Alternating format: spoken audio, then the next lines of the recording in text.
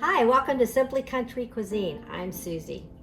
Well, today what we're going to do is make Jamie's spaghetti sauce. We've got company coming for dinner, and I have the privilege and pleasure of having my friend Hillary over here today, and we're going to make meatballs and spaghetti sauce. So Jamie actually sent us her recipe, and we're going to make the carnivore. We're going to use the ground beef. You can opt out the ground beef for spinach and mushrooms if you don't eat meat, and you can make it more vegetarian. So let's get started, Hillary. What we're going to do is begin.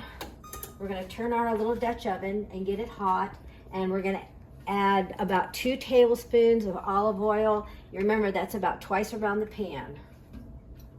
I have diced up 3 cloves of garlic, which is about 2 tablespoons of garlic. You could do 1 tablespoon, but we do like garlic, and so we're going to use a lot of garlic.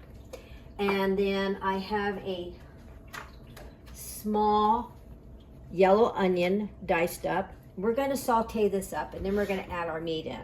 So this is not quite hot enough yet, but we'll go ahead and dump this in, get it started. We'll add the garlic. And we're just going to saute it enough to the onions become a little translucent, and then we'll add our meat. Now you could use a course of different kinds of meat. You could use ground beef, which we are going to use today. You could use ground turkey. You could use ground Italian sausage, which our meatballs are going to be made half and half.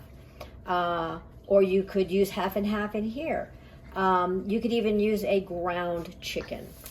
Okay, my onions and my garlic have been sauteing for about 2 minutes. Now my onions are a bit translucent. They're not completely clear, but I don't want to burn my garlic, because you remember if we cook the garlic too much and it scorches, it's going to taste bad. It'll taste bitter. So now I'm going to put in a pound of, I'm using good ground round.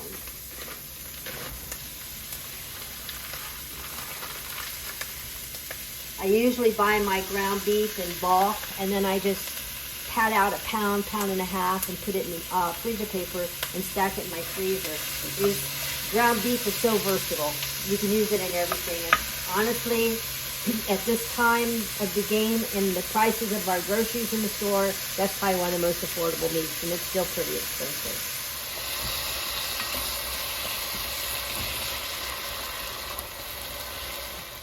All right, now we have pretty much browned our ground beef up, as you can tell, and this is ground round. So I don't want to drain this one because, and I think I've shared this with you on one of our other videos. Now, unless it was just full of watery fat, I would drain it.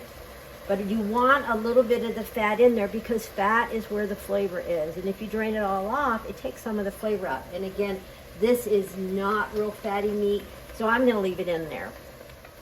And remember, you can always go on our YouTube channel, subscribe, like, and share, and go back into our videos. I think we have about 3 years of videos, and you can pull them up. All right. Now, Jamie said add about a teaspoon of sugar. That takes the bit out of the tomato. So I'm just going to do like a little pinch of sugar. I'm not using fresh herbs. I'm using dry herbs. Jamie said just put about 2 tablespoons of dried Italian seasoning. And remember, I'm cooking, not baking. It's not a science. And if you're baking, it's a science. Use your measures. I'm going to throw in a little bit of salt and pepper, probably about 1/4 teaspoon of each. So I want to season up my meat. Now, if I were doing the mushrooms, I would be adding the mushrooms now. The spinach would be a very last item that you would add, because it wilts so fast. So you would probably put that in about 20 minutes before you serve it. And Jamie likes to use the Cento tomato paste. And you're going to use the whole 6-ounce can. I'm going to turn my eye down to about medium.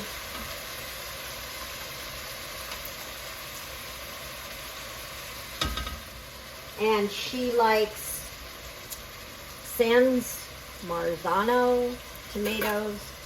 which freaked me out. I went in there to get it. I think it used to have a yellow label. I stood there like 15 minutes sweating. I couldn't find it. They've now changed it to a white label with purple trim.